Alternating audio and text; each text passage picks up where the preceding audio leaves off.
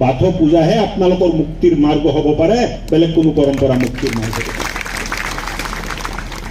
অকল গীৰ্জাই ডাঙৰ ডাঙৰ হ'ব তেনেকুৱা নহয়, গীৰ্জাতকেও ডাঙৰ बाथौ मन्दिर हबो लागिबो।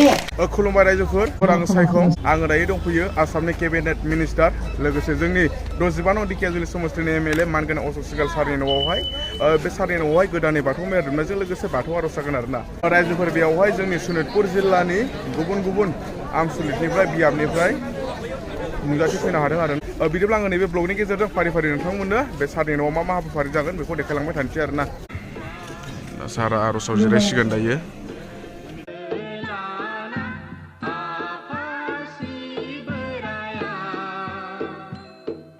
आर'ज जागोन, फैदो फैदो नुजाफैदो।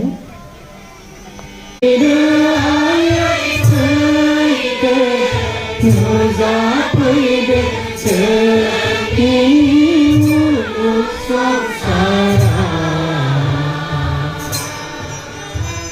Ghiền Mì Gõ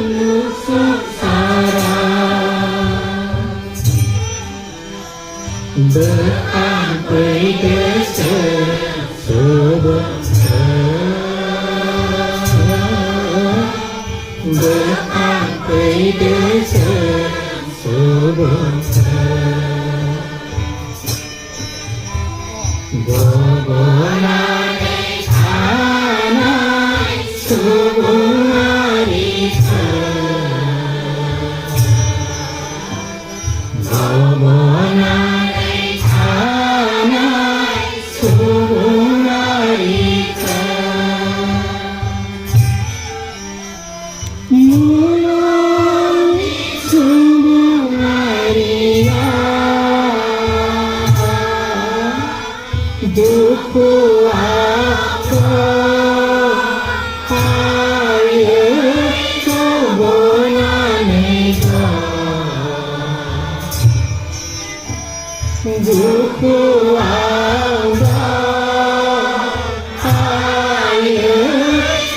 bỏ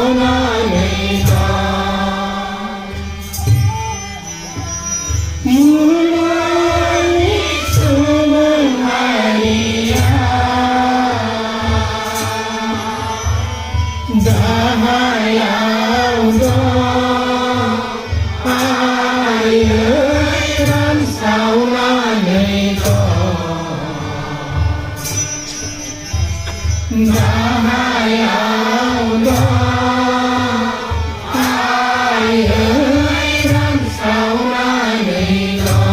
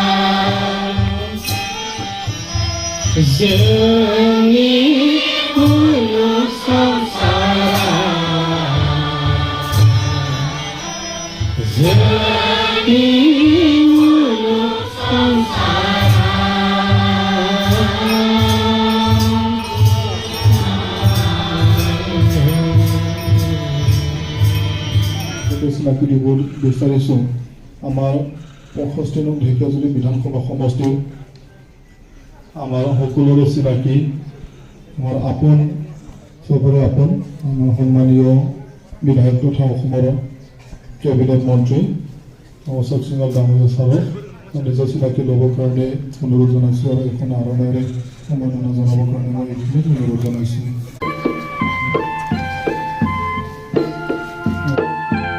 Bathou পূজাহে আপোনালোকৰ মুক্তিৰ মাৰ্গ হ'ব পাৰে, বেলেগ কোনো পৰম্পৰা মুক্তিৰ মাৰ্গ হ'ব। অসমৰ ঐতিহ্য থকা, পৰম্পৰা থকা, ইতিহাস থকা এটা জাতি জনগোষ্ঠীৰ লগত নিজৰ সম্পৰ্কটো আমি কৰিব খুজিছো বুলি স্বাভিমানেৰে আজি এই কাপোৰটো আমি ধাৰণ কৰিছো আৰু এই কাপোৰটো ধাৰণ কৰি আমি নিজক ধন্য মানিছো যে এনেকুৱা এটা পৰম্পৰাৰ কাষত থাকিবলৈ ঈশ্বৰে আমাক সুযোগ দিছে। এই পৰম্পৰাটোৱে মহান পৰম্পৰা, ইয়াতে আপোনাৰ পৰিচয় আছে, ইয়াতে আপোনাৰ মুক্তি আছে। যিমান বাথৌ মন্দিৰ আছে FRCত, প্ৰত্যেকটো বাথৌ মন্দিৰ অহা 5 বছৰত পকী কৰাৰ এটা দায়িত্ব মই নিজৰ ওপৰত লৈছো আৰু এই কাম আমি কৰিম। অকল গীৰ্জাই ডাঙৰ ডাঙৰ হ'ব তেনেকুৱা নহয়, গীৰ্জাতকৈও ডাঙৰ বাথৌ মন্দিৰ হ'ব লাগিব। এইটোৱে আমাৰ জয় বৰাই বাথৌ। ধন্যবাদ। दिनैनि सानाव बर'ल' रावारि फैयाखै, गुबुन गुबुन रावारि सुबुंफोरबो फैदों। दा बेनिखायनो बयबो एसे मिथिनाय बादियै आङो गुबुन रावावबो बुंनो गोनां बायध' जादों। परम श्रद्धार আমাৰ 65 নং ঢেকীয়াজুলি সমষ্টিৰ বিধায়ক আৰু আমাৰ কেবিনেট মন্ত্ৰী অশোক সিংহল ডাঙৰীয়াৰ আমাৰ পবিত্ৰ বাথৌ থানৰ আমাৰ নিয়মমতে বছৰত এবাৰ 18 খুঁটি আৰু 5 কামি নতুনকৈ বৈ দিব লাগে। সেই অনুযায়ী আজি সেই নীতি আজি পালন কৰা হৈছে আৰু প্ৰকৃতিৰ বছৰত এবাৰ নতুন ৰূপ লয়, নতুন সজাই পৰাই আৰু নতুন উদ্যমেৰে আগবাঢ়ি আহে আৰু সকলোৱে এনেকৈ বছৰত এবাৰ নতুন কাৰ্যসূচীৰে জীৱনত আগবাঢ়ি যাবলৈ সকলোৱে তেনেকৈ সংকল্প লয়। আজি ৰাইজৰ আশীৰ্বাদ ল'বলৈ, আশীৰ্বাদ পাবলৈ মনোবাঞ্ছা কৰি আজি আয়োজন কাৰ্যসূচী আৰম্ভ কৰিছে। আজিৰ এই পবিত্ৰ কাৰ্যসূচী আয়োজন কৰাৰ কাৰণে মই বিধায়ক ডাঙৰীয়ালৈ, মন্ত্ৰী ডাঙৰীয়ালৈ মই সদৌ শোণিতপুৰ জিলা বাথৌ মহাসভাৰ তৰফৰ পৰা মই বহুত বহুত ধন্যবাদ জ্ঞাপন কৰিছোঁ। আচলতে বাথৌ ধৰ্ম হৈছে প্ৰকৃতি ধৰ্ম, বাথৌ ধৰ্ম হৈছে মানৱ ধৰ্ম আৰু বাথৌ ধৰ্ম হৈছে শাশ্বত। বাথৌৰ অৰ্থ হৈছে শাশ্বত, আদি, অনাদি, অনন্ত, যি কেতিয়াও শেষ নহয়, যাৰ কেতিয়াও এই পৃথিৱীৰ পৰা কেতিয়াও শেষ হৈ নাযায়, অন্ত নহয়, অতীতত আছিল, এতিয়াও আছে আৰু ভৱিষ্যতলৈ যদি থাকিব, যাৰ দ্বাৰা আমি জীয়াই থাকিবলগীয়া হয়। সেই পঞ্চশক্তি হৈছে বাথৌ, সেই পঞ্চতত্ব হৈছে বাথৌ। বা মানে 5, থৌ মানে তত্ত্ব। সেই পঞ্চতত্ব হৈছে প্ৰথমতে পৃথিৱী বা মাটি। মাটি নহ'লে পৃথিৱীত কোনো প্ৰাণীয়ে জীয়াই থাকিব নোৱাৰে, 1 নম্বৰ। 2 নম্বৰ, পানী নহ'লে কোনো প্ৰাণীয়ে জীয়াই থাকিব নোৱাৰে, এইটো 2 নম্বৰ। 3 নম্বৰ, বতাহ বা বায়ু নহ'লে এই পৃথিৱীত কোনো প্ৰাণীয়ে জীয়াই থাকিব নোৱাৰে, 3 নম্বৰ। 4 নম্বৰ, সূৰ্যৰ তাপ বা পোহৰ নহ'লে কোনেও জীয়াই থাকিব নোৱাৰে, সেই 4 নম্বৰ। 5 নম্বৰ, আকাশ নহ'লে বা মহাশূন্য নহ'লে কোনেও এই পৃথিৱীত জীয়াই থাকিব নোৱাৰে। জীয়াই থকাটো দূৰৰ কথা, জন্মই ল'ব নোৱাৰে বা আমি অস্তিত্বই আমি ল'ব নোৱাৰে। তেনেকৈ আমি এই বাথৌৰ অবিহনে আমি শান্তিৰ সময়ো আমি কোনেও জীয়াই থাকিব নোৱাৰে। সেয়েহে বাথৌ মানে সকলোৰে কাৰণে প্ৰয়োজনীয়, পূজনীয়, অকল এটা জনগোষ্ঠীৰ নহয়। এই মাটি অকল এটা জনগোষ্ঠীৰ নহয়, সেইটো সৰ্বজনীন।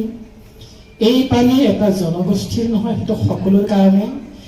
এই বায়ু বা বতাহ এটা জনগোষ্ঠীৰ নহয়, এইটো সকলো জনগোষ্ঠীৰ সকলো প্ৰাণীৰ কাৰণে। আৰু এই সূৰ্যৰ পোহৰ আৰু এই আকাশ সকলো জনগোষ্ঠীৰ সকলো প্ৰাণীৰ কাৰণে পূজনীয়। সেয়ে বাথৌ অত্যন্ত পূজনীয় ধৰ্ম আৰু আমি বাথৌৰ দ্বাৰাহে আমি সদায় আমি জীয়াই আছিলোঁ, জীয়াই আছোঁ আৰু ভৱিষ্যতলৈ আমি জীয়াই থাকিব লাগিব বাথৌৰ সহায়ত, বাথৌৰ আশীৰ্বাদত। সেয়েহে এই মানৱ ধৰ্ম, প্ৰকৃতি ধৰ্ম আজি আমাৰ বিধায়ক ডাঙৰীয়াই ৰক্ষা কৰিছে, সুৰক্ষা দিছে বা মানৱ জাতিক বুজাবলৈ চেষ্টা কৰিছে যে আমি প্ৰকৃতিৰ অবিহনে আমি জীয়াই থাকিব নোৱাৰোঁ, আমি সকলোৱে প্ৰকৃতি প্ৰেমী হ'ব লাগে। বাথৌৱে প্ৰকৃতিৰ জন্মৰ আধাৰ। এই পৃথিৱীত যিমান গছ গছনি, জীৱ জন্তু, পোক পৰুৱা আছে, সকলোৱে বাথৌৰ দ্বাৰাহে, বাথৌৰ কাৰণেহে জন্ম ল'বলৈ সক্ষম হৈছে। গতিকে বাথৌ ধৰ্ম হৈছে একোজন ঈশ্বৰক বিশ্বাস কৰাৰ ধৰ্ম। সেয়েহে বাথৌ ধৰ্ম ঈশ্বৰ বিশ্বাস কৰে যদিও আকাৰ ৰূপে নহয়, নিৰাকাৰ ৰূপে ঈশ্বৰ বিশ্বাস কৰে। আৰু বাথৌ ধৰ্ম হৈছে বৈজ্ঞানিক অৰ্থাৎ চাইণ্টিফিক ধৰ্ম। বাথৌ ধৰ্মই চকুৰে, নিজ চকুৰে দেখি নাপালে বা প্ৰমাণ নাপালে, আনৰ মুখেৰে অন্যই কোৱা কথাক বিশ্বাস কৰা তেনে ধৰ্ম নহয়। নিজ চকুৰে দেখি পোৱাৰ কাৰণে বা নিজ চকুৰে আমি দেখি প্ৰমাণ পোৱাৰ কাৰণে আমি বাথৌক বিশ্বাস কৰিছোঁ। সেয়েহে বাথৌ ধৰ্ম হৈছে চাইণ্টিফিক ধৰ্ম, বৈজ্ঞানিক ধৰ্ম, বাস্তৱ ধৰ্ম। সেয়েহে মাটিয়ে আৰু পানীয়ে আৰু বায়ু, সূৰ্য বা আমাৰ আকাশে যে আমাক সদায় জীয়াই ৰখাই আছে আৰু সেই বাথৌৰ দ্বাৰা যে আমি জীয়াই আছোঁ, সেইটো শুনা কথা নহয়, সেইটো আনৰ মুখেৰে শুনা কথা নহয়, কোনোবা এটা শাস্ত্ৰৰ কথা নহয়, সেইটো বাস্তৱ সত্য, চিৰসত্য কথা যে আমি মাটিৰ দ্বাৰাহে জীয়াই আছোঁ, যে আমি পানীৰ দ্বাৰাহে জীয়াই আছোঁ। সেইটো আনৰ মুখেৰে শুনা কথা নহয়, সেইটো বাস্তৱ সত্য। বাথৌ ধৰ্ম হৈছে বাস্তৱত বিশ্বাস কৰা ধৰ্ম। সেইকাৰণে বাথৌ ধৰ্ম অত্যন্ত পূজনীয় ধৰ্ম। সেয়া মানৱ সমাজৰ মাজত নিবলৈ বা প্ৰচাৰ কৰিবলৈ যিটো আমাৰ বিধায়ক ডাঙৰীয়া অকণমান কিঞ্চিত হ'লে যিটো প্ৰয়াস কৰিছে, চেষ্টা কৰিছে, তাৰ কাৰণে আমি সদৌ বাথৌ ধৰ্মীয় শোণিতপুৰ জিলা সমিতিৰ তৰফৰ পৰা আৰু কেন্দ্ৰীয় কমিটি বাথৌ মহাসভাৰ তৰফৰ পৰা মই অশেষ ধন্যবাদ জ্ঞাপন কৰিছোঁ।